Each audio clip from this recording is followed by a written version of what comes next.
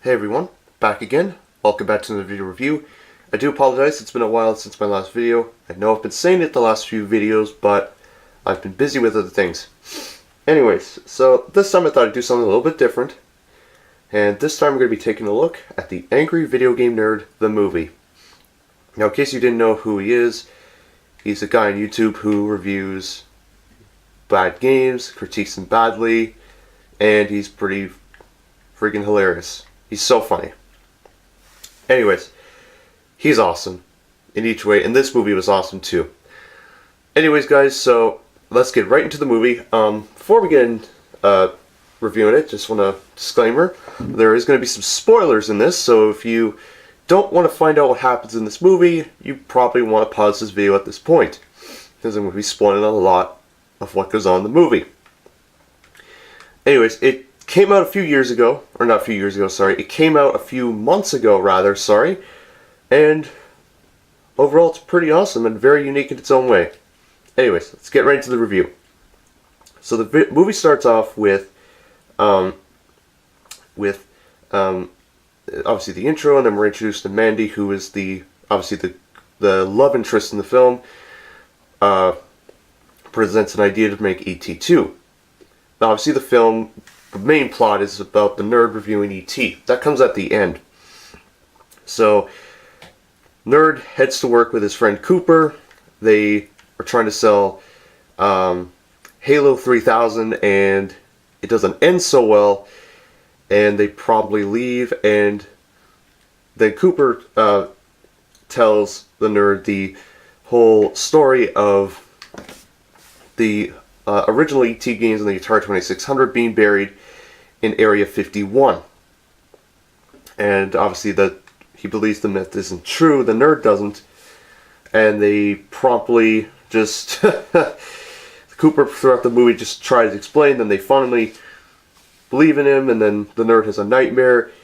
He goes, wakes Cooper up in the middle of the night, and they leave to go find Area 51. Meanwhile, obviously, we're introduced to the main antagonist, one of the main antagonists, General Onward, and he thinks that they're intruding, whatever. When they see that they're filming, they investigate. They pretty much they have a car chase, and it pretty much ends with General Onward's Jeep crashing into a pane of glass and exploding. That was pretty funny. Didn't know that could happen. Anyway, so then they escape and they meet. Obviously, next we're introduced to Dr. Zandor, who, as we find out, was behind the ET, a former worker of Area 51, who pretty much, when he saw the UFO crash, he installed some of the metal from the ship into the ET games. And obviously, present day, what General Onward and the others don't know is that their metal's made from tinfoil. But that's later on in the film. So, they're pretty much explaining it through a fridge, because obviously, there's obviously the Onward's crew is just watching from their base and whatever. So, after that, the nerd gets a little bit, well, I wouldn't say stressed out, but he gets a little annoyed with it, so he and Mandy play, one of the games, the NES accessory games, and some of the comedy's so funny. There's a lot of references to his past videos in it, so it's pretty neat. So then Mandy loses her signal on her cell phone when Bernie Cockburn, yes, Bernie Cockburn, says that he's going to go to the area and promote ET2, but obviously Mandy's telling him not to, so he goes outside, which obviously Dr. Xander tells everyone not to, tries to get his phone exception, but ends up getting kidnapped by Sergeant McButter. And pretty much what happens from then is that Mandy distracts McButter, and the other guys, while the nerd and the other ones, Nerd and Cooper, believe that, she's a double agent. Obviously, that's not the case. So the fans arrive at the Area 51 area, and the nerd tells them that's not real, and then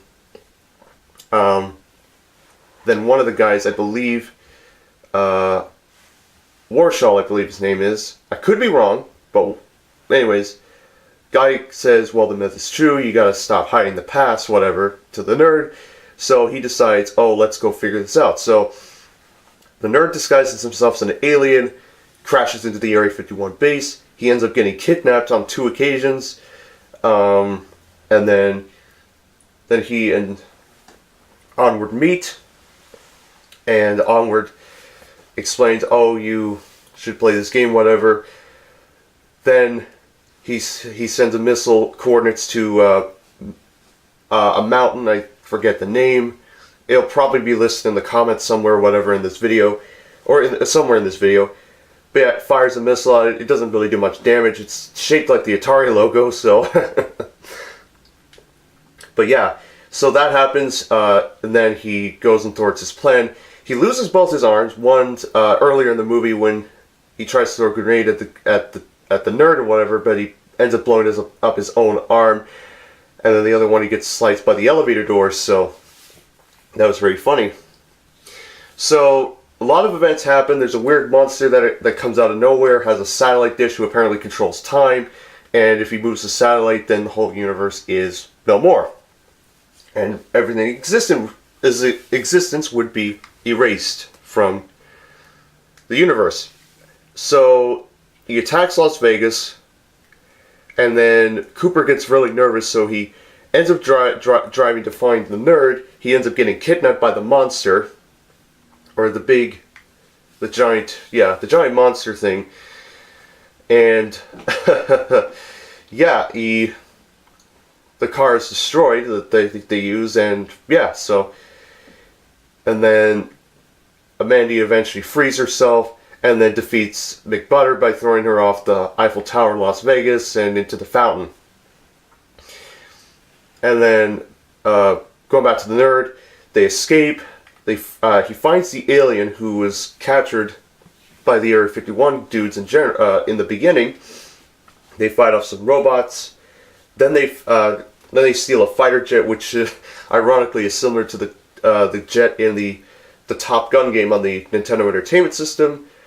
They pretty much fly to the rescue, and then Onward comes and they try to kidnap Xandra, but the nerd and the alien managed to, well, they didn't land the plane, they just pretty much ejected from the plane after the nerd said, oh, fuck it, I'm not going to land this plane, because you've seen his Top Gun review, he can't land the plane. Although he did in the NES Accessories game, or one of the videos, I think. Anyways, so they escape the plane. The nerd eventually, comes to his, consensus that it's true, and and then what happens is that the alien manages to find the remaining pieces of his ship. And summons all the ET games. They form into his ship, and then the nerd manages to get into the ship with the alien. They rescue Mandy and Cooper after they were both captured by the monster on a previous occasion, and then they managed to defeat the monster when they pretty much they fire a laser. It just what doesn't destroy a satellite. It pretty much changes his mind about things, shall we say, and then he leaves. He doesn't get blown up. He doesn't get killed or anything. He just leaves. So yeah, it makes him happy essentially. The monster, and then they leave. They head back to Area 51, where General Onward and his men go after. Well, not it's just Onward himself and his tank or whatever. Goes after the nerd, but unfortunately for Onward, he gets killed when he just drives off a cliff and blows himself up. Really. But anyway, pretty good kill. So at the end, the nerd apologizes and everything. Mandy and Cooper exchange a kiss. The nerd eventually reviews E.T. at the credits, and then at the very end, once he's done reviewing the game and beats the game, finally, after all the years he's tried to beat it, pretty much says goodbye to the alien, and the alien leaves. And yeah, so that's the movie. Overall, it was great.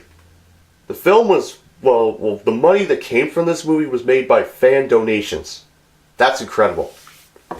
The fact that the nerd was able to make this movie took him like pretty much like the last 10 years to make is incredible. And 10 years YouTube didn't 10 years ago, YouTube never existed. I mean, it's insane. It's incredible. I'm blown away. It's a contender for Film of the Year, though I still think that Age of Extinction is the Film of the Year, but it's a close second in my books. It's a close second because it's fan-made. Yes, I know people think, oh, well, yes, it was obvious they used a green screen in some scenes and models for the car chase scenes in one particular when they blew up one of the vehicles, but yeah, I mean, overall, the film was a great film, and it's totally flawless, like Age of Extinction was. Anyways, guys, that is my video review of the Angry Video Game Nerd the movie. I will see you all very soon. I will be back as soon as possible in the next video. And yeah, so take care, see you soon, have a great day, and I'll catch you all later. Bye-bye!